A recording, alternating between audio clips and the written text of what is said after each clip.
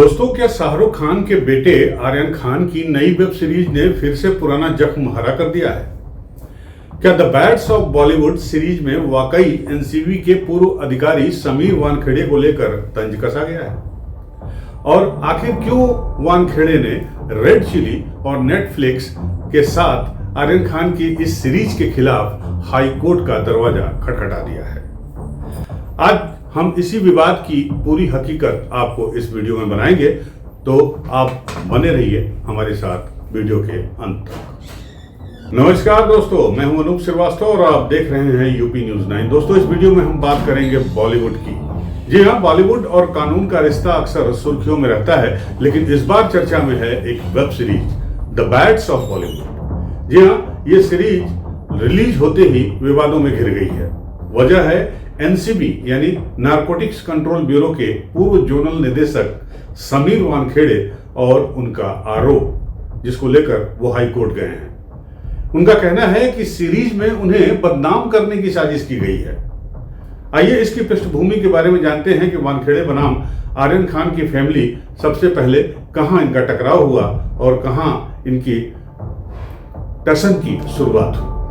आपको पता है 2021 में ड्रग्स केस ने पूरे देश में हलचल मचा दी थी और इसमें एनसीबी अधिकारी समीर वानखेड़े ने रेड मारी थी और क्रूज पर गिरफ्तार हुए थे बॉलीवुड सुपरस्टार शाहरुख खान के बेटे आर्यन खान। आपको यह भी मालूम है कि आर्यन खान को इस मामले में 3 हफ्ते जेल में रहना पड़ा और मामला हाई प्रोफाइल बन गया, देश भर की मीडिया में छा गया और इस केस के कारण समीर वानखेड़े एक बड़े अधिकारी के तौर पर चर्चित जरूर हुए, लेकिन उन पर कई सवाल भी उठे। हालांकि उन्होंने कहा कि वे सिर्फ अपना कर्तव्य निभा रहे थे। वहीं दूसरी तरफ शाहरुख खान और उनके समर्थकों का मानना था कि यह गिरफ्तारी अनावश्यक थी और खान परिवार को जानबूझकर टारगेट किया गया।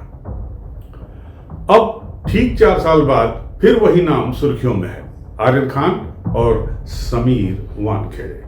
फर्क बस इतना है कि अब मैदान में अदालत है और मामला एक वेब सीरीज का। विवादित web series the beds of Bollywood Shahrukh Khan और गौरी खान की कंपनी रेड चिली एंटरटेनमेंट ने हाल ही में नेटफ्लिक्स पर इसको रिलीज किया है। अब आपको बता दें कि इस शो का निर्देशन यानी डायरेक्शन किसी और ने नहीं बल्कि शाहरुख खान के बेटे आर्यन खान ने खुद किया है। यह उनके डायरेक्टोरियल डेब्यू के तौर पर देखा जा रहा है इस सीरीज को, और इस सीरीज ने रिलीज होते ही इस शो को glamour, drama, real life inspired content के लिए नोटिस किया गया। चर्चा हो रही है, लेकिन अब विवाद शुरू हुआ है और यह विवाद उस एपिसोड से शुरू हुआ है जिसमें एक सरकारी अफसर का किरदार दिखाया गया है और किरदार की शक्ल, सूरत और हाव भाव इतने मिलते जुलते बताए गए हैं कि लोग उसे सीधे सीधे समीर वानखेड़े से जोड़कर देख रहे हैं। कौन सा सीन है विवाद का कारण? इस एपिसोड में दिखाया गया है कि एक एनसीबी अफसर बॉलीवुड की एक पार्टी पर छापा मारने पहुंचता है। जी हां, अब इस अफसर का व्यक्तित्व भी कड़क है जैसा कि इसमें दिखाया गया है और उसकी एंट्री भी बिल्कुल वैसी ही है जैसी 2021 की क्रूज पार्टी रेड में समीर वानखेड़े की बताई गई थी। स्क्रीन पर चलते चलते डायलॉग भी ऐसे हैं जो इशारा करते हैं कि यह शख्स किसी पावर गेम के तहत काम कर रहा है। अब इस सीरीज में दर्शकों को यह सीन देखते ही याद आ रहा है कि यही सब तो तब हुआ था जब आर्यन खान को गिरफ्तार कर लिया गया था। समीर वानखेड़े का आरोप क्या है? समीर वानखेड़े का कहना है कि इस सीरीज में झूठी और अपमानजनक बातें दिखाई गई हैं। उनका आरोप यह भी है कि सीरीज का उद्देश्य उनकी प्रतिष्ठा को धूमिल करना है। किरदार को जिस तरह से पेश किया गया है उससे लोग सीधे उन्हें पहचान सकते हैं। अब समीर वानखेड़े ने हाई कोर्ट में रेड चिली और नेटफ्लिक्स को जानबूझकर ऐसा कंटेंट दिखाने को लेकर एक याचिका दाखिल की है ताकि जनता उन्हें खलनायक के तौर पर ना देखे, जैसा कि रेड चिली दिखाना चाहती है, और इसी वजह से उन्होंने दिल्ली हाई कोर्ट में मानहानि का यह मुकदमा दायर किया है। अब हाई कोर्ट का मोर्चा क्या है? मानहानि यानी डिफेमेशन केस, ये भारतीय कानून में गंभीर अपराध माना जाता है। अगर कोई व्यक्ति या संस्था किसी की प्रतिष्ठा को जानबूझकर नुकसान पहुंचाती है तो पीड़ित अदालत में ये मानहानि का केस दाखिल कर सकता है। अब समीर वानखेड़े का यह भी कहना है कि यह सीरीज कल्पना के नाम पर उनकी छवि बिगाड़ने की कोशिश है। जी हाँ, उनकी इमेज को टार्निश करने की कोशिश की जा रही है। नेटफ्लिक्स और रेड चिली जैसे बड़े प्लेटफॉर्म का असर काफी दूर तक होता है, ये सबको पता है, और इसलिए उन्होंने अदालत से गुहार लगाई है कि अदालत को इस मामले में हस्तक्षेप करना चाहिए और इस शो से विवादित कंटेंट को हटा देना चाहिए। हालांकि अभी तक इस मामले में या मानहानि के मुकदमे में रेड चिली या नेटफ्लिक्स की तरफ से कोई औपचारिक बयान अब तक सामने नहीं आया है। आर्यन खान की तरफ से ये नया विवाद है। आर्यन खान जो कभी आरोपी बने थे, अब डायरेक्टर बनकर सुर्खियों में हैं। उनके करियर की शुरुआत के साथ ही वे फिर एक बार विवादों के घेरे में हैं। जाहिर है कि द बैड्स ऑफ बॉलीवुड उनके डायरेक्शन करियर के लिए लॉन्चिंग पैड है, लेकिन परिवार की पुरानी लड़ाई ने इसे असहज और संवेदनशील मुद्दा भी बना दिया है। जनता की प्रतिक्रिया क्या है? सोशल मीडिया पर अब इस मुद्दे को लेकर बहस छिड़ गई है। कुछ यूजर्स का कहना है कि क्रिएटिव फ्रीडम किसी का अधिकार है, अगर शो काल्पनिक है तो इसे निजी तौर पर नहीं लिया जाना चाहिए।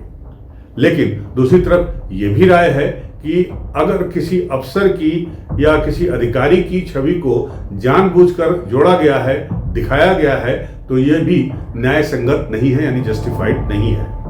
खासतौर से उस अफसर का नाम जुड़ा हो जिसने खुद आर्यन खान को गिरफ्तार किया था। जाहिर है मामला और भी पेचीदा हो जाता है। इस विवाद के मायने क्या है? अब समीर वानखेड़े बनाम खान फैमिली की कहानी सिर्फ क्रूज केस तक सीमित नहीं है, बल्कि डिजिटल स्क्रीन तक पहुंच गई है। यह विवाद 3 अहम सवाल भी उठाता है। क्रिएटिव कंटेंट में वास्तविक जीवन को कितना छेड़ना चाहिए या उसमें कितनी छेड़छाड़ करनी चाहिए? क्या पब्लिक सर्वेंट की छवि पर दिखाए गए किरदार भी डिफेमेशन केस के दायरे में आते हैं? और क्या अदालत इस तरह की कलात्मक स्वतंत्रता और निजी प्रतिष्ठा के बीच बैलेंस बना पाएगी, यानी संतुलन बना पाएगी? आगे की राह फिलहाल मामला तो अब अदालत में है, वो अदालत तय करेगी। इन सवालों के जवाब अदालत में ही हमको मिलेंगे, लेकिन ये सुनवाई के बाद ही तय होगा कि क्या शो में बदलाव करने होंगे या कंटेंट को जस का तस रहने दिया जाएगा। इतना तो साफ है कि इस विवाद ने एक बार फिर हमें यह सोचने पर मजबूर किया है कि बॉलीवुड पावर और पॉलिटिक्स का संगम सिर्फ पर्दे पर नहीं बल्कि असल जिंदगी में भी किस कदर हावी है। तो दोस्तों, क्या the beds of Bollywood Aryan Khan के करियर की चमकदार शुरुआत साबित होगी या इसके कानूनी विवाद उनकी रफ्तार को धीमा कर देंगे? और क्या समीर वानखेड़े अपनी मानहानि के आरोप साबित कर पाएंगे?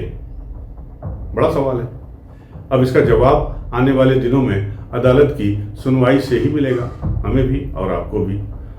तो इसके बारे में हम आपको अपडेट पहुंचाते रहेंगे। आप देखते रहिए यूपी न्यूज़ 9, और अगर आपको हमारा ये वीडियो जानकारीपूर्ण लगा हो, अच्छा लगा हो, तो लाइक और शेयर करना न भूलें और चैनल को सब्सक्राइब जरूर करें ताकि हर बड़ी खबर सबसे पहले हम आप तक पहुंचाते रहें। तो दोस्तों, इस वीडियो में इतना ही। मिलते हैं आपसे अगले वीडियो में, तब तक के लिए नमस्कार।